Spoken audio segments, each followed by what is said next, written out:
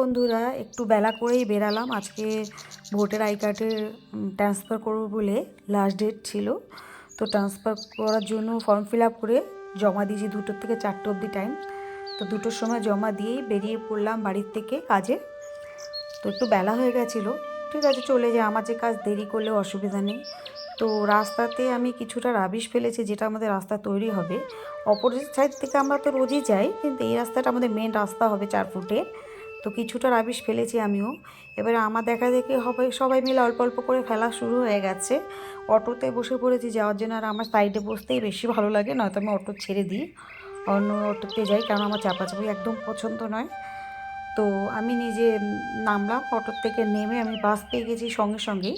কারণ যে বাসে করে গেলে আমার 3টে বাসেই আমার হয়ে যাবে, আর যদি আমি অটো করতাম তাহলে আমার 4টে লাগতো। তো আমি বাস পেয়ে গেলাম সঙ্গে সঙ্গেই।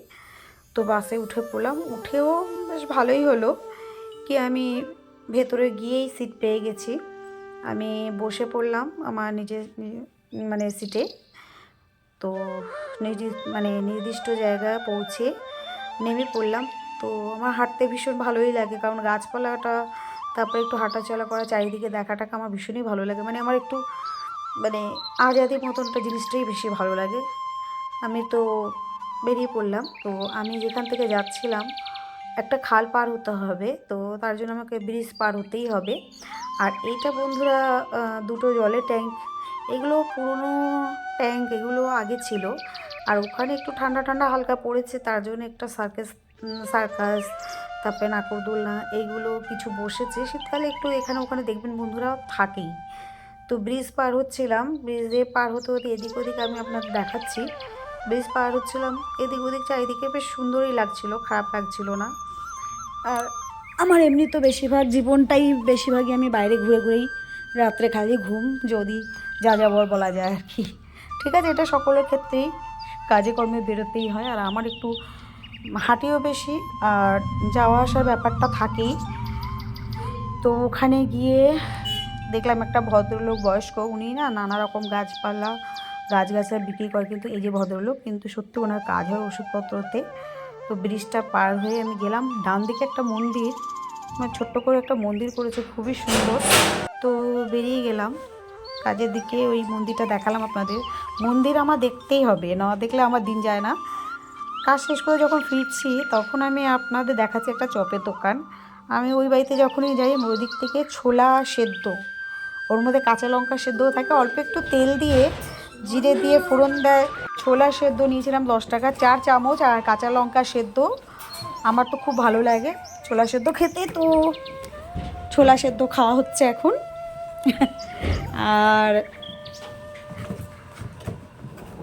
নাতিরা বলছে যে তুমি ছোলা সেদ্ধ খেয়েছো, আমাদের জন্য আনোনি?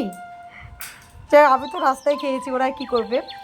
তো যাই হোক, অটো তো ওঠার জন্য যখন দাঁড়িয়েছে, ওখানে একটা মন্দির ছিল। দেখুন, এখানে আমার মন্দির না হলে ভিডিও কমপ্লিট হয় না। মন্দির আমি অবশ্যই দেখাবো, ভগবানের দৃশ্য অবশ্যই দেখাবো।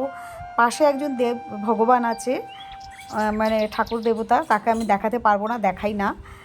বাকি সবাইকে আমি আপনাদের দেখিয়ে দিচ্ছি কেমন সুন্দর। বাড়িতে এসে বৌমা মুড়ি, ডিম সেদ্ধ আর চা, 3টে জিনিস একদম রেডি করছে। কারণ আমি 4 দিন হয়ে গেল, আজকে দিয়ে 5 দিন ধরে ভাত খাচ্ছি না, খালি নানা রকম খেয়ে দেখছি কেমন লাগে।